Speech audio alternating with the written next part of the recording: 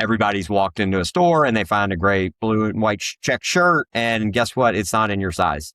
There's a bunch of double extra smalls and there's a bunch of triple extra larges. But the one that you actually need isn't there. And so you walk out, right? And we call that one of the oldest problems in retail. And that's really the problem that we solve. And we help enterprise brands and retailers, buy the right sizes and buy the right inventory and send it to the right places. And that's the type of inventory optimization that we do.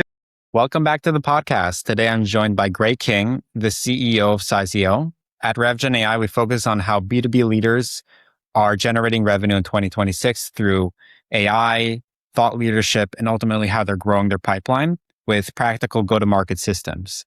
Today, we're going to start with really understanding what Sizeo does and how they're actually able to help apparel and footwear retail companies increase their inventory optimization, and how they're ultimately getting into that marketplace by creating trust and generating pipeline with their market, and how they're turning their expertise into real revenue. Gray, it's great to have you. Yeah, thanks for having me. So can you just start us off by explaining what Sizeo does, who do you sell to, and what's the core problem you solve for apparel and footwear companies? Yeah, we always like to start with the problem. And it's really about making sure that customers are able to find the right apparel and footwear item in the channel of distribution that they're shopping in. Everybody's walked into a store and they find a great blue and white check shirt, and guess what? It's not in your size. There's a bunch of double extra smalls and there's a bunch of triple extra larges. But the one that you actually need isn't there. And so you walk out, right? And we call that one of the oldest problems in retail. And that's really the problem that we solve. And we help enterprise brands and retailers, buy the right sizes and buy the right inventory and send it to the right places. And that's the type of inventory optimization that we do. And we use AI to do that. Yeah, it sounds like this problem is not new for retailers. It's always existed, and I'm sure it's a continuous pain point for them. But who inside of a retail company is really the economic buyer for this type of deal? And like what specific metric are they paying attention to that really they care about, and it's what pushes them to sign off on a deal like that?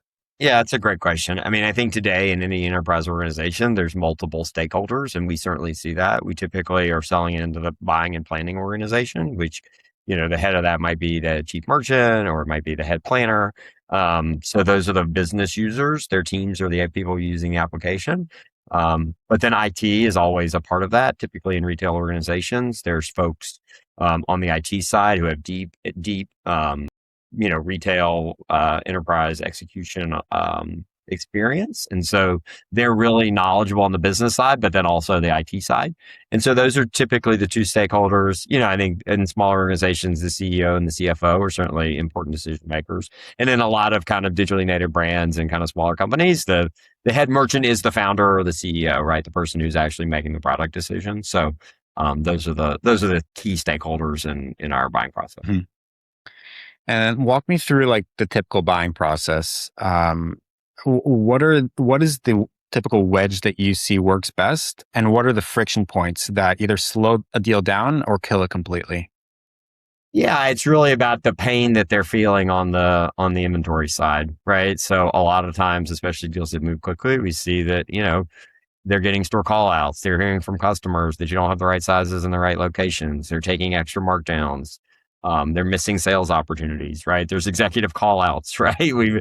I came out of retail organizations, and you'll get a phone call from the CEO that says, "Hey, why aren't there any smalls in Tucson?" And so a lot of times that's sometimes the diagnosis of the symptom of the problem is that, and so that creates some urgency to solve the problem. I think in the world that we're in today, there's also the idea of how do we find problems that potentially can be efficiently solved with AI. And so that is, we do have folks coming to us with that kind of the use case in mind to say, hey, we understand that this is the kind of thing that maybe was really hard to solve without AI, and that now with AI, we can solve this problem in a different, more modern way. And so they're looking for AI projects, and they're kind of looking for problems to do that. And so that's, I would say, the kind of the other kind of typical inbound pieces, or somebody's very sophisticated on the IT side or on the planning side, and they've done these types of projects before and understand the power of it relative to driving sales and increasing. Yeah. Well, you brought up AI, and obviously every conversation today needs to talk about AI. Otherwise, 100%. what are we even talking about here? But where is AI really useful for you versus where do you see it still being hype and kind of like too risky still to be fully automated? Yeah, it's interesting. And I think we kind of were AI before AI was AI, we like to say. We had a .ai domain name. We've been doing AI and ML for the entire time, and the product's really based on those things. And so, we come up as I say, there was a generative AI flyover on top of the product, 2-3 years ago. And so we've been looking for ways to use LLMs and those kinds of things in our product for the last 2 years, and are beta some products, and we'll be able to do that. I think for enterprise applications, you got to make sure it really works, right? These are very serious, expensive inventory decisions. And so there's a lot of kind of cautiousness around that. And we're very serious about driving business results for our customers. And so, we won't do anything ahead of what we think we should be doing. There are a lot of really interesting ways to use LLMs, particularly in how decisions, get made, and kind of the back and forth and the thought partner things that it can do to merchants that haven't really existed in the past. So we're excited about some of those product expansion ideas.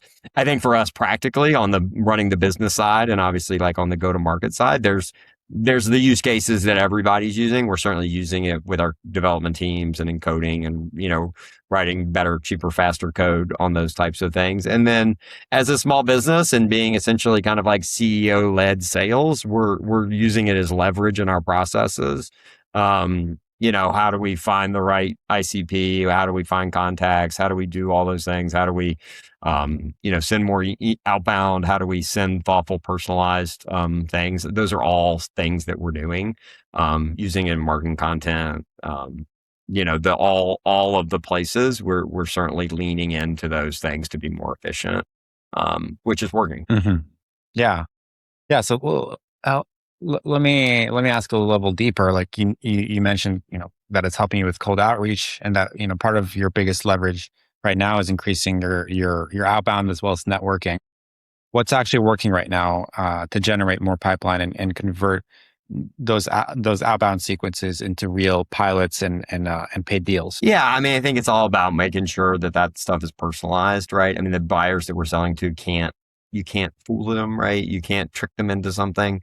And so it's a lot about how do you use the AI tools to get to the right person with the right message. So that still comes from driven kind of instincts and understanding of who the buyer is and the problem that you're trying to solve, which, myself and our team has the deep expertise on. But then it's about the execution of it, right? So it's about actually finding the email addresses. It's about actually finding the right content. It's about taking a lead list from a show that we've done, right? And enabling, a small team to be able to actually make a bunch of connections with people and to be able to have conversations. So, ahead of NRF this year for the first time, I basically had an AI native kind of, SDR tool to help me make sure that we were going to make contact with the right people at the show, right? So to build the list and manage the list and do outreach to the list, which I just couldn't have done without that. The year before, we had a small team of folks doing that work, and this year we were able to do a lot of that work. I was able to do a lot of that work with the AI systems that we. Yeah.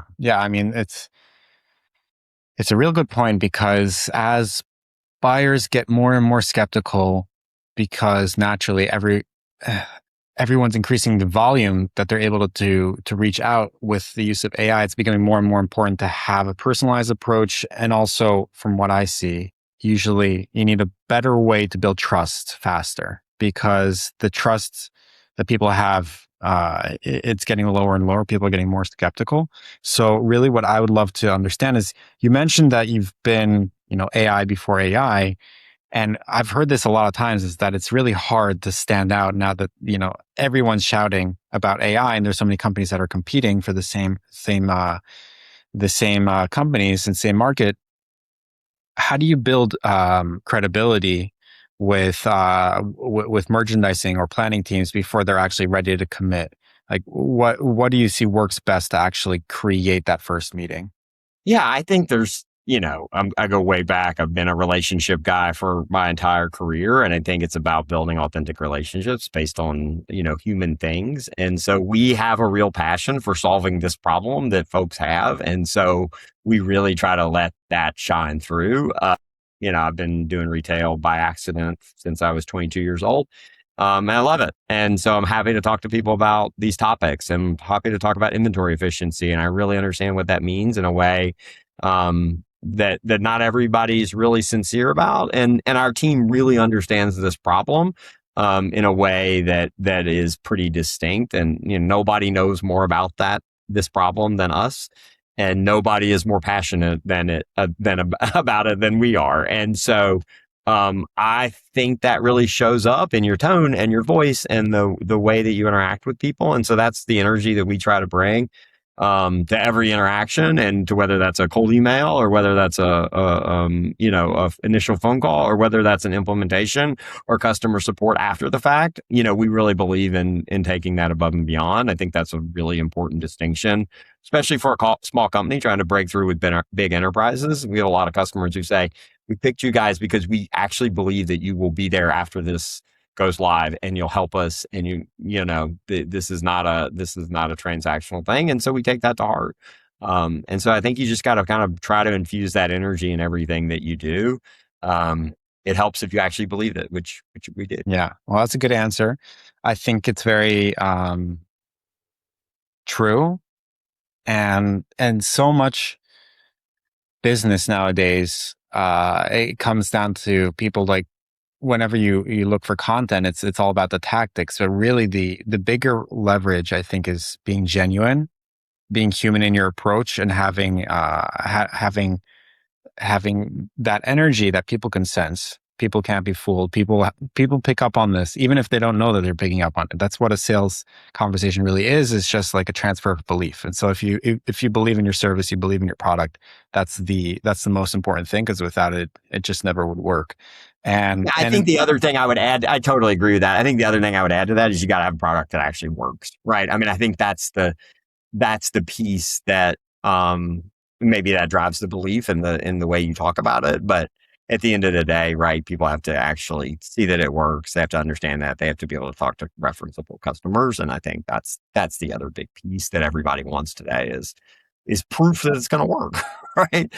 Nobody has the time or energy to go implement something that's a bunch of vaporware. And so how do you kind of make sure people feel comfortable with that during the sales? Yeah. 100%. And yeah, I think I agree with you. Again, sometimes it can be a little bit difficult when you're in that building phase to really be able to get the credibility before you have it. It's kind of like the chicken or the egg problem. So when you were in that stage, really, what do you think mattered most to be able to get past that hurdle and really get results, to be able to feed that into the next? I'm not sure that we're past that phase, right? I mean, we're still building our business. We have a number of big enterprise customers, but I think you have to prove that every day that you should be there.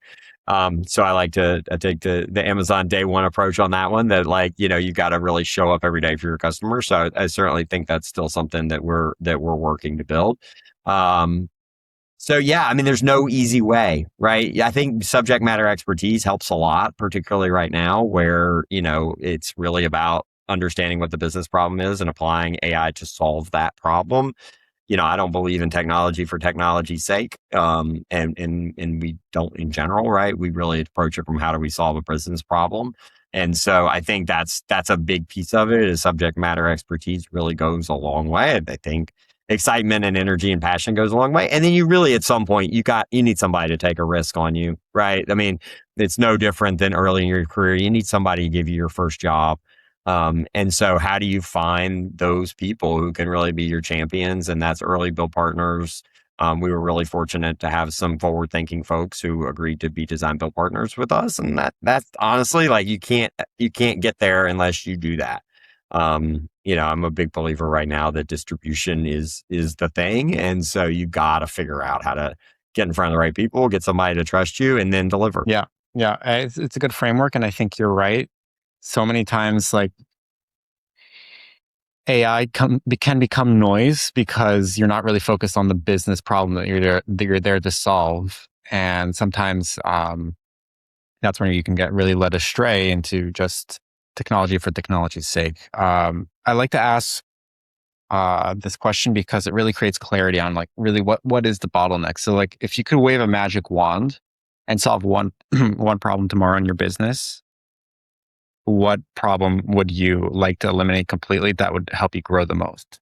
Yeah, I mean, I think we're in this stage where like awareness and like, our ICP and our buyers being knowing that we're out there, right? We think a lot of folks have this problem. We don't think everybody understands that we are here and we can help them solve it, and that it's not as hard to solve the problem as maybe they think. I think that's something that we're overcoming. So I think that would be, a little bit of awareness. If I could get the Sizeo, really get the baseball sign up on the Yankee Stadium. Maybe that would help. I think that's where we are in our journey is, building top of funnel is really the biggest piece, which is expensive and hard, right? So Yeah. Yeah. Well, I mean, it creates clarity on really where your efforts should be dedicated most. And that's what I like about that question. And definitely, I mean, if you've been able to set it up so that your service actually works, is actually delivering results. Now the real constraint is, you know, getting in front of more people who can use it and benefit from it, and ultimately like that, can grow your business. Just to wrap things up, your last question: if you were to sit in front of uh, the Gray from say 20 years ago, or a young entrepreneur just starting out in their journey, what would be the best advice that you could give them to grow their business in 2026 with the technology that we have nowadays? What would be the most important and actionable advice that you could give them? That's a good question. I have an opportunity to work with some young folks and kind of be around people. I think we're in this age where like anything is possible, and I think that's pretty exciting. I was lucky to be kind of in the first wave of e-commerce as a young person, and made a lot of hay, as they say, early on in just literally being curious, and high agency. I think is really, really important. Told the story before, but we figured out the company I was running. We figured out Google AdWords before a lot of our big competitors, and you know what? We were making a lot of money doing that before anybody even really knew what was going on. And those are the types of things, these opportunities present themselves. But it's only because you're curious, right? I clicked on the thing late at night one night. I was like, "What's this Google AdWords?" And those are the types of things that you just have to be curious and interested, and know that there's not a right answer. I think when you're young, sometimes people are a little reticent to just take action. But we're in this environment where like it's way better to just do something, or to learn, or to try, because nobody knows the right answer. And I think, that's really gotten me excited about the AI and the possibility of it, is that like there are no right answers. The playbooks are out the window. So like you just got to be passionate and curious, and authentic in who you are, and like go get it, because there's plenty to get right now. So it's a pretty exciting time to be an entrepreneur, or to be in an entrepreneurial organization, or to be in a big organization looking for change, right? And so I've been in my career, been lucky to get to do kind of all of those things, and you just got to take action. I think that's probably the biggest piece of advice. Yeah, no, I think that's really great advice. I think nothing really replaces the initial curiosity, spark, energy, drive that will drive everything else that comes from it, like the utilization of AI to actually solve real problems. But first and foremost, you need to have that curiosity, that openness to just adapt and learn and grow. So I think that's really that's very true, because that matters more than any other tactic that you could focus on. Would really, your energy is what matters most. So yeah, thank you, Gray, for for sharing everything you did with us today. For anyone who wants to connect with you or connect with Sizeo, where's the best place for them to find you? Yeah, Sizeo's website, Sizeo.ai, right? We had a .ai website before anybody else did. And LinkedIn's probably the best place to find me. Perfect. Thank you so much.